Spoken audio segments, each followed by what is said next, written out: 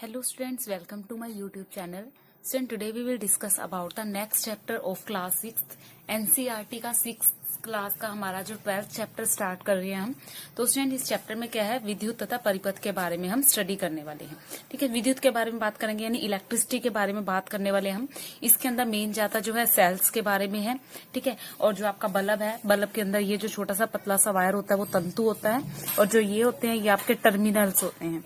ठीक है, और उसके बाद हम स्टूडेंट सेल के बारे में बात करना चाहते हैं। सेल में दो टर्मिनल होते हैं, एक पॉजिटिव और एक नेगेटिव, यानी धन और ऋण। तो सेल्स के परिपथ है यहाँ पर स्टूडेंट। सर्किट जो है, सेल के सर्किट्स दे रखे हैं। देखो, यदि सर्किट आपका उल्टा लग जाता है तब भी बल्ब ग्लो नहीं करेगा, लेकिन सर्किट अगर आपका सही है यानी कि बल्ब का जो पॉजिटिव टर्मिनल है वो सेल के नेगेटिव टर्मिनल से कनेक्ट है और नेगेटिव वाला पॉजिटिव से कनेक्ट है, तो बल्ब आपका जल जाएगा। अब परिपथ यहाँ से टूट गया, देखो ये वायर कनेक्ट है लेकिन ये दूसरे वाली वायर कनेक्ट नहीं है, तो ये बल्ब ग्लो नहीं करेगा। अब देखो, यहाँ से वायर कनेक्ट है लेकिन यहाँ से वायर कनेक्ट नहीं है, तब भी बल्ब ग्लो नहीं करेगा। ठीक है, अब देखो दोनों वायर्स एक ही जगह से कनेक्ट करवा दी, एक ही टर्मिनल से, तब भी बल्ब ग्लो नहीं करेगा।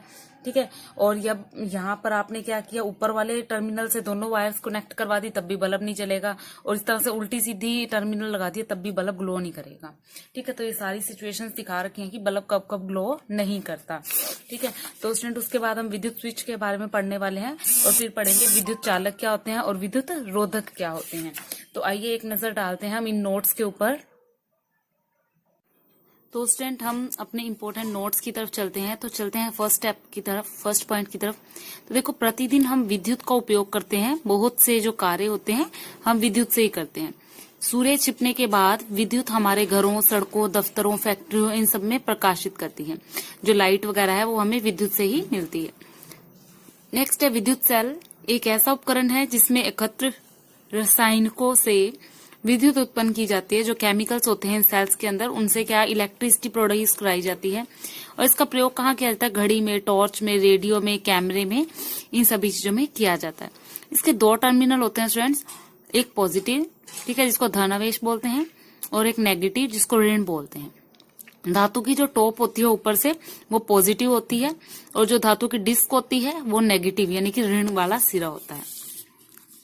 नेक्स्ट है विद्युत बल्ब। बाहरी आवरण इसका कांच का होता है, और बल्ब में प्रवेश जो प्रकाश उत्पन्न करने वाला तार होता है उसको तंतु कहते हैं। और ये तंतु जो होते हैं दो मोटे तारों के बीच में लगे होते हैं, दो मोटे तारों के बीच में लगे होते हैं। तो जब ये तंतु खंडित होता है तो बल्ब जो है आपका फ्यूज होता है। कई बार ये दोनों तार आपस में जो है टूट जाते हैं बल्ब के, तो क्या होता है, आपका बल्ब जो है फ्यूज हो जाता है, और ये तंतु टंगस्टन का बना होता है। नेक्स्ट है विद्युत सेल से जुड़ा हुआ बल्ब। जब विद्युत सेल से जोड़कर बल्ब को दीप्तिमान यानी कि जलाया जाता है, तो विद्युत सेल के दोनों सिरों पर एक तार लगाए, और एक सिरा सेल पर और दूसरा बल्ब पर। इस प्रकार से दूसरे तार का एक सिरा बल्ब पर और एक सेल पर लगाएं, तो आप देखेंगे कि दोनों सिरे जुड़ते ही बल्ब दीप्तिमान हो जाएगा।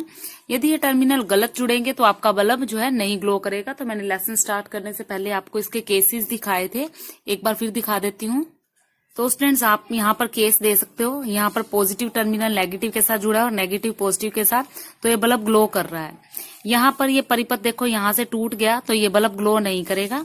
यहाँ से ये परिपथ टूट गया, ग्लो नहीं करेगा बल्ब। यहाँ पर देखो एक टर्मिनल पे तो दोनों सिरे लगा दिए और यहाँ नहीं लगाया तो भी बल्ब ग्लो नहीं करेगा। इस केस में भी बल्ब ग्लो नहीं करेगा। इस तरह से उल्टी सीधी तारें लगा दी तब भी बल्ब जो है ग्लो नहीं करेगा। तो इसलिए सही अरेंजमेंट होनी चाहिए, तभी जो है आपका बल्ब जो है वो ग्लो करेगा। तो नेक्स्ट चलते हैं स्टूडेंट विद्युत परिपथ पे। यह विद्युत सेल के दो टर्मिनलों के बीच में विद्युत प्रवाह के संपूर्ण पथ को दर्शाता है। अब परिपथ क्या है स्टूडेंट? जो लाइट ग्लो करवाने का काम कर रहा है।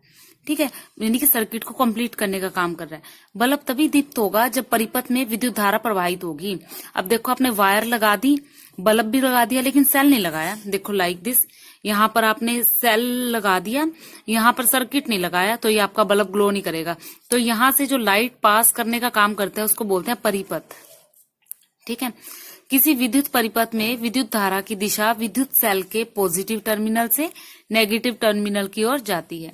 जब बल्ब के टर्मिनलों को तार के द्वारा विद्युत सेल के टर्मिनलों से जोड़ा जाता है, तो बल्ब के तंतु से होकर विद्युत धारा प्रवाहित होती है और बल्ब जो है वो ग्लो करता है यानी कि जलने लग जाता है। नेक्स्ट है विद्युत स्विच किसे कहते हैं? साधारण उपकरण जो विद्युत परिपथ को तोड़ने या पूरा करने में इस्तेमाल होता है उसको स्विच कहते हैं। स्टूडेंट, आपके घर पे स्विच लगे हुए हैं, जैसे बल्ब को, पंखे को ऑन या ऑफ करने के लिए जो बटन्स का प्रयोग किया जाता है वही आपके स्विच होते हैं। इन्हीं से क्या किया जाता है, अगर आप बटन को बंद कर दोगे तो आपका परिपथ टूट जाएगा, यानी कि बल्ब बंद हो जाएगा। अब हम घर पे यदि कोई टॉर्च वगैरह तैयार करते हैं, उसको ऑन ऑफ करने के लिए स्विच का भी प्रयोग करते हैं। तो स्विच एक ऐसी सरल युक्ति है जो विद्युत धारा के प्रवाह को रोकने या आरंभ करने के लिए परिपथ को तोड़ता है या फिर पूरा करता है। कुछ विद्युत संयंत्रों जैसे कि फ्रिज हो गया, माइक्रोवेव ओवन हो गया, पेटी मेकर हो गया, तो इनके अंदर भी स्विच का यूज किया जाता है। ठीक है, तो स्विच क्या होता है, ऑन ऑफ कर देते हैं, बटन जैसे ही ऑफ करेंगे तो वो प्रवाह रुक जाता है। नेक्स्ट है विद्युत चालक यानी कि कंडक्टर्स क्या होते हैं। तो ऐसी सामग्रियां जो विद्युत धारा को, प्रवाह को अपने अंदर से प्रवाहित होने दे सकते हैं, यानी कि विच कंडक्ट इलेक्ट्रिसिटी, जिनमें से इलेक्ट्रिसिटी पास हो जाती है वो विद्युत चालक कहलाते हैं, जैसे लोहा या कोई भी धातु हो गई। नेक्स्ट आते हैं विद्युत रोधक यानी कि इंसुलेटर्स। ठीक है, तो इंसुलेटर वो होते हैं जिनके अंदर से करंट पास नहीं होता, जिन पदार्थों से होकर विद्युत धारा प्रवाहित नहीं हो सकती वो विद्युत रोधक कहलाते हैं, जैसे रबड़, प्लास्टिक, सूखी लकड़ी इत्यादि। स्टूडेंट, एक बात याद रखना, यहाँ पर जो हमारा शरीर है वो विद्युत का बहुत ही अच्छा चालक है, अतः विद्युत उपकरणों का उपयोग करते समय हमें सावधानी बरतनी चाहिए। हमें जैसे कि नंगे हाथों से जो है तारों को टच नहीं करना चाहिए। तो हमें ध्यान रखना चाहिए जो हमारी बॉडी है वो क्या है, बहुत अच्छी चालक है, यानी कि कंडक्टर है। अब कुछ इंपॉर्टेंट पॉइंट्स कर लेते हैं। विद्युत धारा धातुओं से होकर प्रवाहित होती है। जब हम स्विच ऑन ऑफ करते हैं तो परिपथ जो है पूरा हो जाता है और बल्ब दीप्त हो जाता है, यानी कि ग्लो करने लग जाता है। परिपथ बनाने के लिए धातु के तारों व उस पर सूती धागे का भी प्रयोग करते हैं। आपने देखा होगा कि आपके घरों पे जो तारे होती हैं लाइक दिस, जैसे ये वायर है, देखो वायर है ये, तो वायर के ऊपर ये प्लास्टिक का खोल चढ़ा रहता है। ठीक है, ये क्यों चढ़ता है, ताकि हमारी जो है हमें करंट ना लग जाए। ठीक है, इसके ऊपर इस तरह से इंसुलेटर का यानी कि विद्युत रोधक खोल चढ़ा देते हैं प्लास्टिक का, रबड़ का, ताकि हमें करंट ना लग सके। परिपथ बनाने के लिए धातु के तारों व उस पर सूती धागे का प्रयोग किया जाता है। विद्युत सेल विद्युत का स्रोत है और विद्युत सेल के दो टर्मिनल पॉजिटिव और नेगेटिव होते हैं।